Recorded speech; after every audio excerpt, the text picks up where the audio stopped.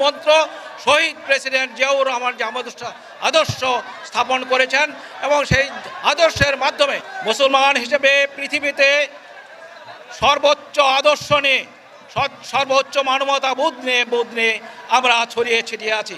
আল্লাহ তাআলা এই পৃথিবীতে কোরআন এবং হাদিস, কোরআন দিয়েছেন আল্লাহ তাআলা, আল্লাহর মুখনিসৃত বাণী কোরআনের মাধ্যমে আমাদের পৃথিবীতে পাঠিয়েছে এবং সেটা কার মাধ্যমে কোথায় পাঠিয়েছে?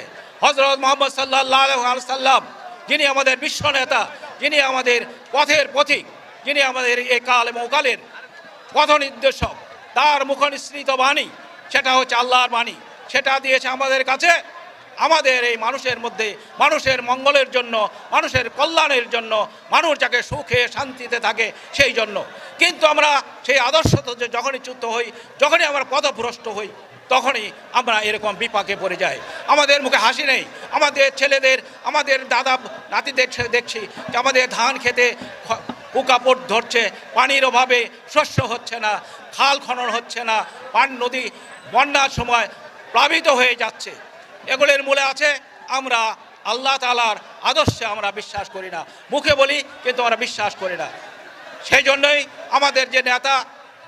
আমাদের নেতা শহীদ প্রেসিডেন্ট জিয়াউর রহমান প্রথম এই আদর্শ স্থাপন করলেন এবং ক্যানাল ডিগিং যেটা বলে খাল খনন প্রচার করলেন এবং খাল খননের মাধ্যমে আমাদের ভাগ্য উন্নয়ন এবং খাদ্যশস্য দ্বিগুণ করার জন্য তিনি যে প্রকল্প নিয়েছিলেন সেটা সফল হয়েছিল।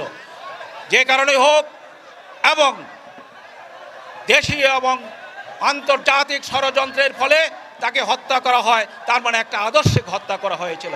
তার পরবর্তীতেই আমাদের mother of democracy Begum Khaleda Zia, আমাদের মাতা, তিনি এদেশে গণতন্ত্র এবং ভাগ্য উন্নয়নের জন্য 30 সাল পর্যন্ত একটা প্রকল্প নিয়েছেন।